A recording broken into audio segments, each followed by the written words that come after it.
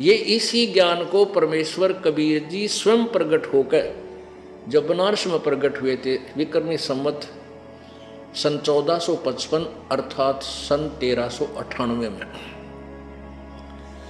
तो उस समय वो प्रकट होकर के यही ज्ञान बताया करते थे जो ये दास बता रहा है। लेकिन उन नकली गुरुओं ने, संतों ने, ब्राह्मणों ने, नकली ब्राह्मणों ने, ब्राह्मण तो हम हैं, ब्राह्मण सोए जो भगवान पहचाने, पंडित सोए जो पिंड की जाने, पंडित विद्वान वही है जो शरीर के अंदर सारी व्यवस्था को समझ लेगी, इसका क्या महत्व है, किस लिए हमें मिला है, और इसमें कौन सा भगवान यानी कौन सा कमल कहाँ पर है, उसका क्या जाप है, वो कैसे खुलेगा, कहाँ से कैसे हम निकलेंगे, किस रास्ते से हमने सतलोक जाना, वो पंडित है। उसमें परमेश्वर यही बताया करते थे। लेकिन ये नकली गुरु कह देते थे कबीर अशिक्षित है, ये क्या जाने, संस्कृत जानता नहीं है, तो क्या जाने वेद और गीता के विषय में, ये झूठ बोलता है, झूठ बोलता है, क्या जाने पुराणों के विषय। तो उस समय हम अशिक्षित थे, यानी हमारे पूर्वज अशिक्षित थे, मानव समाज अशिक्षित था। इसलिए उन नकलियों का दाव लगा रहा कि सचमुच हमारे गुरुजी संस्कृत जानते हैं, सब सदग्रंथ संस्कृत में लिपिबद्ध हैं, तो हमारे गुरुदेव जो कह रहे हैं नकली, ये सही है। और परमात्मा के उस यथार्थ ज्ञान को रिजेक्ट कर दिया, कूड़े में डाल रखा था। अब दास को परख हुई, दास को परमेश्वर ने जौहरी बना दिया, तत्वदर्शी संत बना दिया कबीर भगवान ने। अब इस दास ने उस लाल को पहचाना और डंडोरा पीटा कि तुमने जो साधनाएं आप कर रहे हो, जो ज्ञान तुम्हें ग्रहण है, ये बिल्कुल व्यर्थ है, शास्त्र के विरुद्ध है। और ऐसी उमंग भरी के जन जन को बता दूं, पागल सा हो गया। साथी आसपास के घर वाले सभी कहने लगे तो बावड़ा होगा, कबीर को भगवान बतावे, देख किसी अनौनी पुण्यात्मा। ये आज के युग में कमाल की बात है कि कबीर साहब को परमात्मा सिद्ध करना, परमात्मा को ही परमात्मा सिद्ध करना हमारे लिए इतना डिफिकल्ट बना दिया इन अज्ञानियों ने, जिनको ज्ञान नहीं था सदग्रंथों का, और अज्ञान से परिपूर्ण कर दिया मानव समाज को। अभी तक तो हमने जो भी कोई कह दे था, कोई संत वक्ता जो है प्रचारक भगवान की कोई कथा सुना दे था, हमने बड़ी अच्छी लग गया करती, क्योंकि हमें चाह थी उस भगवान की। अब हम उस परमेश्वर को यथार्थ रूप में समझेंगे, फिर और चाह बढ़ेगी, उसकी इच्छा बढ़ेगी, उसके अंदर हमारी श्रद्धा बढ़ेगी, और अपने हम कर रहे क्रिया पर कॉन्फिडेंस होगा। हम जो भी साधना प्रभु की कर रहे हैं उसके ऊपर कॉन्फिडेंस होगा कि हम बिल्कुल सही कर रहे हैं, फिर पार होने में कोई दिक्कत को नहीं। अभी तक तो ये काल के दूत, नकली संत, ऋषि, गुरु हमें भ्रमित कर लिया करते थे, अपने स्वार्थवश हमें भ्रमित कर देते थे कि ऐसा कुछ नहीं लिखा वेदों में, कुछ ऐसा गीता में नहीं लिखा, ऐसा लिखा, ऐसा लिखा। जो कबीर जी कहते थे 600 साल पहले प्रभु कहा करते थे, जो ये दास आपको सदग्रंथों में दिखाने जा रहा है, ये इसी ज्ञान को परमेश्वर कबीर जी स्वयं प्रकट होकर जब बनारस में प्रकट हुए थे विक्रमी संवत सन 1455 अर्थात सन 1398 में,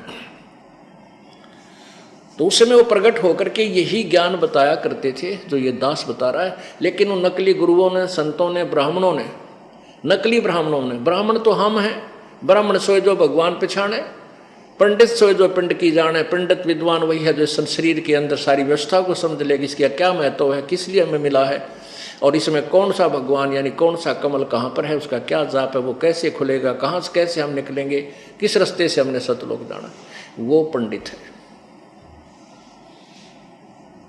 तो उसमें परमेश्वर यही बताया करते थे। लेकिन ये नकली गुरु कह देते थे कबीर अशिक्षित है, ये क्या जाने, संस्कृत जानता नहीं है, तो क्या जाने वेद और गीता के विषय में, ये झूठ बोलता है, झूठ बोलता है, क्या जाने पुराणों के विषय में।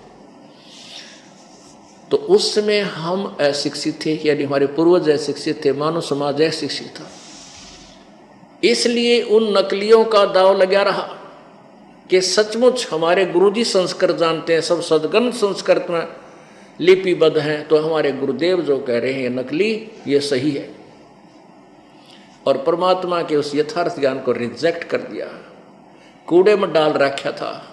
अब दास को परख हुई, दास को परमेश्वर ने जौहरी बना दिया, तत्वदर्शी संत बना दिया कबीर भगवान ने। अब इस दास ने उस लाल को पहचाना और डंडोरा पीटा कि तुमने जो साधनाएं आप कर रहे हो, जो ज्ञान तुम्हें ग्रहण है, ये बिल्कुल व्यर्थ है, शास्त्र के विरुद्ध है। और ऐसी उमंग भरी कि जन जन को बता दूं, पागल सा हो गया। साथी आसपास के घर वाले सभी कहने लगे तो बावड़ा होगा, कबीर को भगवान बतावे, देख किसी अनोनी। पुण्यात्मा, ये आज के युग में कमाल की बात है कि कबीर साहब को परमात्मा सिद्ध करना, परमात्मा को ही परमात्मा सिद्ध करना हमारे लिए इतना डिफिकल्ट बना दिया है अज्ञानियों ने, जिनको ज्ञान नहीं था सदग्रंथों का, और अज्ञान से परिपूर्ण कर दिया मानव समाज को। लेकिन कहते हैं कि तारा मंडल बैठ के चांद बड़ाई खावे, उदय हुआ जब सूर्य का स्यों तारों छिप जावे। अब जैसे चारों वेदों के ज्ञान को यथार्थ मानते थे, सर्वश्रेष्ठ मानते थे, लेकिन जो ये मानते थे कि वेदों का ज्ञान सही है, वेदों में जो लिखा वो सत्य है, वो ये तो ठीक बोलते थे कि वेदों में जो लिखा वो सत्य है, और ये कहते थे कि सर्वोपरि ज्ञान है, सर्वश्रेष्ठ ज्ञान है, इससे ऊपर कोई ज्ञान नहीं है। ये वो गलत बोलते थे, और ये उनको खुद उन वेदों के विषय में कुछ भी ज्ञान नहीं था, लेकिन वो इतना अवश्य मानते थे कि वेद ज्ञान सर्वश्रेष्ठ है। अब इन चारों वेदों का ज्ञान श्रेष्ठ तो है, लेकिन सर्वश्रेष्ठ नहीं है। वो पांचवा वेद जो है उसमें वो ज्ञान सर्वश्रेष्ठ है, जिसको तत्व ज्ञान बोलते हैं। तो वो तत्व ज्ञान इंक्लूडिंग इन चारों वेद, इंक्लूडिंग गीता जी, इन सब का, और इंक्लूडिंग 18 पुराण, इन सब का निष्कर्ष, इनकी यथार्थता कि कौन कितने पानी में है, किस भगवान की कितनी अक्षमता है, वो कितना प्रभु है, कितनी शक्ति है, उन सब का निर्णायक ज्ञान उस जो है सवसम वेद अर्थात तत्व ज्ञान में है। जो दास आपको अब सुना रहा है, जो परमेश्वर ने 600 वर्ष पहले स्वयं ही एक तत्वदर्शी संत की भूमिका करके आपको समझाया था। अब जैसे परमात्मा को निराकार मानते हैं, कौन मानते हैं?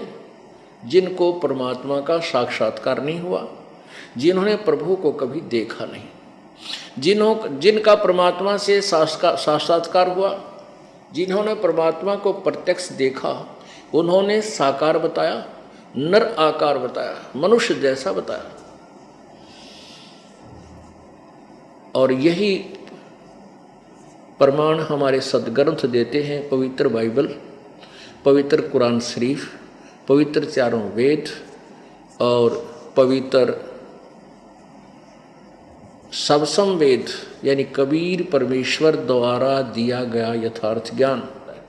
पुण्यात्मा, जो एक ऐसा, देखो एक बच्चा 12 महीने पढ़ता है और वही सिलेबस बार बार रिपीटेशन करता है, तब जाकर के वो पास मार्क मुश्किल से ले पाता है। तो दास यही चाहता है कि आपको इसका बार बार आवर्ती कराऊं, रिपीटेशन कराऊं, ताकि आप इस तत्व ज्ञान से ऐसे परिचित हो जाएं कि वो आपको कोई डगमग ना कर सके। और जब तक आप इस तत्व ज्ञान पर आरूढ़ नहीं होगे, आपकी भिन्न भिन्न प्रकार के भ्रमित करने वाले वचनों से बुद्धि हटकर इस एक तत्व ज्ञान पर नहीं लगोगे, तब तक तो तुम भगत भी ना बनते। योगी तब बनोगे, भक्त तब बनोगे। गीता जी अध्याय नंबर 2 के श्लोक नंबर 53 में कहा कि अर्जुन, जब नाना प्रकार के भ्रमित करने वाले वचनों से तेरी बुद्धि हट करके एक परमात्मा पूर्ण ब्रह्म के ऊपर टिक जाएगी, तू दृढ़ हो जाएगा, तब तू योगी होगा। योगी माने साधक, भक्त, यानी भाषा का अंतर है। योगी के पास हमने सोचा कि जो समाधि लाकर बैठ कर आकड़ का बस यूँ ऐसे योगी नहीं। योगी माने भगत, योग अभ्यास साधना के लिए, भगवान की भक्ति के लिए कर रहा प्रयत्न, योग अभ्यास। और एक योग आसन होते हैं, वो आसन अलग चीज़ है।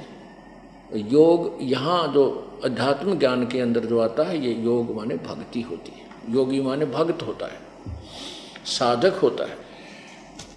यदि वो परमेश्वर दया नहीं करते हम भटके हुए प्राणियों पर, तो हम युगों युगों भी, असंख्य युग भी इस काल के जाल से नहीं निकल सकते थे।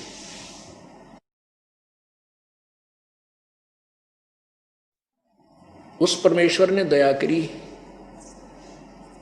आज से 600 वर्ष पहले वो स्वयं यहां प्रकट हुए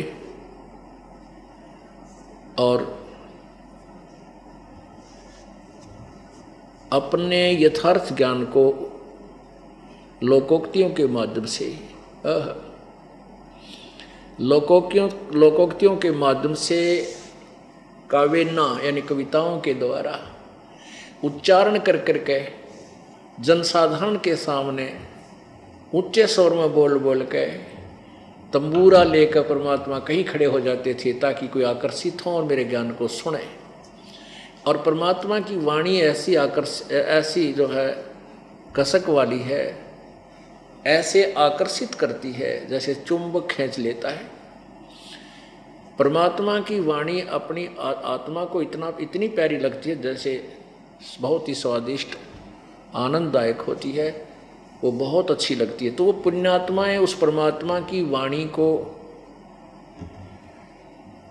सुनकर के पुण्यात्मा प्रभु के निकट आती थी, इसलिए वो अपने ही ज्ञान को उच्चारण करके सुनाया करते थे। अब पुण्यात्मा देखो परमात्मा के बारे में कितना अज्ञान भर दिया इन अज्ञानियों ने। क्या लिखा है कि कबीर तो एक अशिक्षित था, दुल्हा था, वो वेद गीता पढ़ नहीं सका, कई पंडितों के पास भरभूग में उन्होंने उसको दुल्हा होने के नाते ब्राह्मणों ने उसको शिक्षा नहीं दी, इसलिए वो तंबूरे लेकर